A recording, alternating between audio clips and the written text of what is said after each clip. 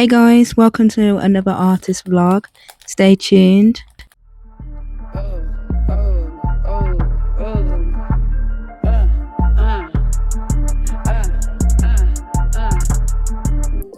Little outfit of the day for you. I totally forgot the setup of my phone, but I tried. Face card. Oh. This is the paint palette setup. So this is what we're working with today. There's still lots to do. A lot of underpainting has been done, but my lashes are done, so I'm very happy with that. I've done the underpainting for the hair, the background, well, majority of the gown, and we're going to be working into a lot of the details today. This is the studio setup as is. As you know, I like to get into my painting scrubs. Oh, it was a cold day. Cold. Never bite. Crunch, crunch. This is my paint palette up close. So I recently got myself a palette knife to scrape out like the really thick oil painting remains I've had in my paint palette for ages.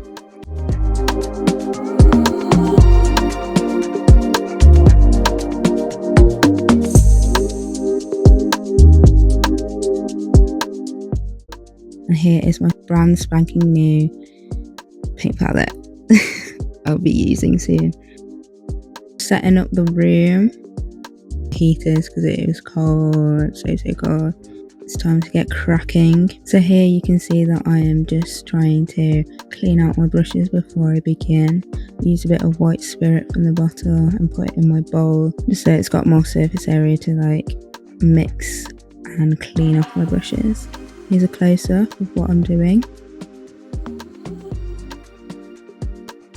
After my brushes get a bit of TLC, I like to dab them off after their little bath.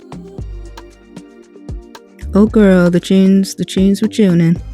Now it's time for a time lapse. So I started off tidying little bits and bobs that I have already painted like the last sessions.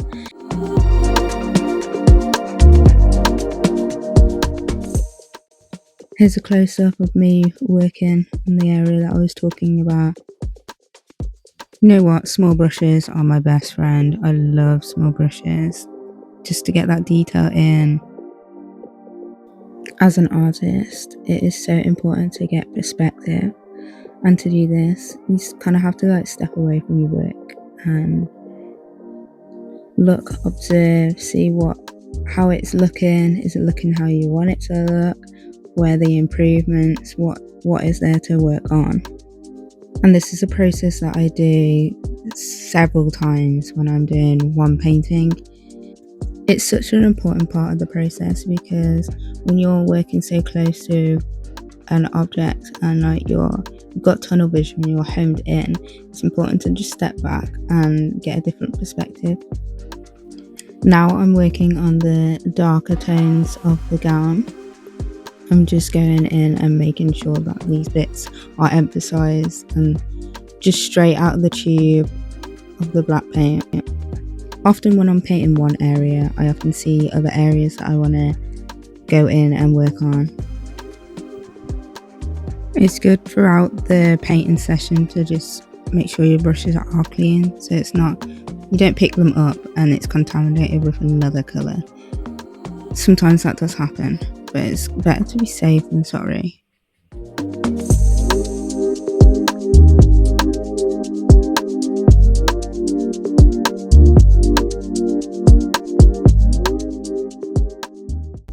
I'm now going back into the red areas just to make sure that it's clean, pristine. It's good to get comfortable. When you're doing the lower parts, I just like to lie down almost just to steady myself and get into it. And the smaller details sometimes take a lot longer than the bigger brush strokes, but all of it is equally as important as the rest. I'm just trying to get the background neater. I didn't quite match the colour, but it was close enough, so I just blended it through.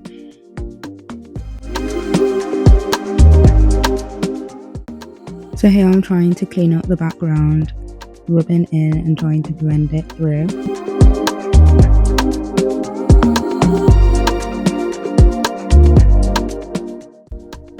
You see me moving back, I'm still trying to get that perspective to see if it looks right.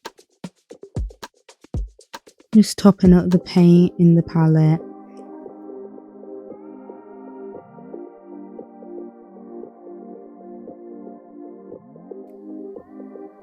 So what I have here is something called lemon seed oil, and this helps make the paint more fluid and easier to apply, like very smooth, but it also thins consistency also, so that's something to keep in mind. Now I'm fairly happy with all the dark crease tones that I've got in the sleeve of the gown. I then created a dark grey just to fill in between the areas. Once the surface area has been covered, I then go in with like other brushes that are dry and haven't got any paint on them so that I can blend them out seamlessly. When I'm satisfied, I then add the white highlights and then do the process again with the blending. Here is what it looks like. The up close of what I did earlier on the cap.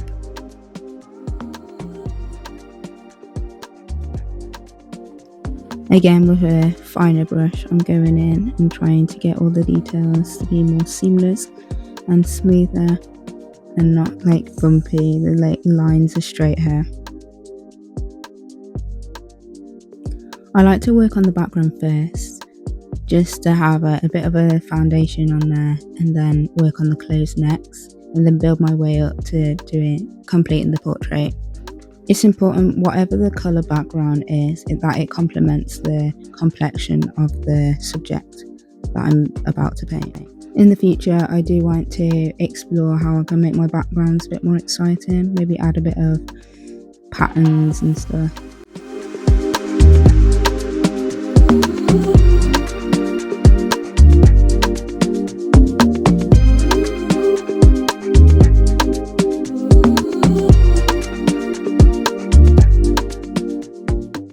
Doing my eyebrows honestly felt like doing my own makeup. Look how dark it is outside now. I'm working on their hair today, so I've done a layer underneath just as a basic layer for the colour.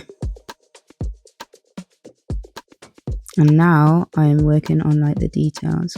So I start off with the darker tones, the bits that don't really have much detail. As you can see, I've got the photo reference in my hand and I work very closely with that to try and replicate as close as I can to get that lightness. I'm still very much on the early stages of learning how to paint black hair, and I do find doing plaits a bit tricky. I have never been taught how to master or try to do black hair, so I'm very much learning on the go. I think as long as it looks like what it's supposed to look like the impression of, then I've done a good enough job. But I want to continue to practice and get better at it so that it's more defined. I did find the area of like the curls next to the scroll a bit difficult because from very up close it felt very washy, but as I moved back and steps back, I can see that it was looking like what it was supposed to look like. And I did go in quite a few times to try and get the balance of the shading and the highlights right. And yes, I'm left-handed. The amount of people that are really shocked when they find out. That's why I like to put it in my fun facts about me. They do say a lot of creative people are left-handed. So this is what we've got thus far. Can you see the darker tones in the hair that I have now applied?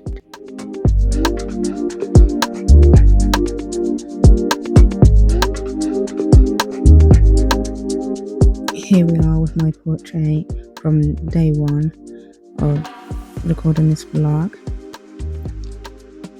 Now I'm getting ready to leave the studio, so it's time for the pack down. Turn off both my heaters and make sure that they're switched off safely. I put my reference photo back on the easel. I pose with it and still forget the framing of the video. I use a bit more white spirit in the bar and take my brushes to the sink. I wash them all individually and then all together at the end. This can be a bit of a soothing process if I'm not rushed trying to get out of the studio as fast as I can. I do use gloves because it is a messy process. Oil paints are nothing to be messed with.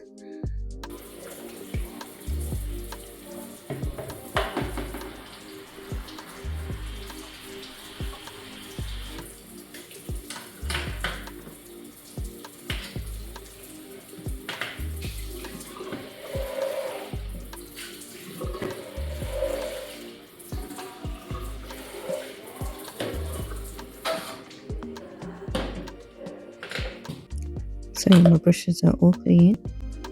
Packing my microphone and the other bits and bars, getting my bag all ready. My little fur coat on.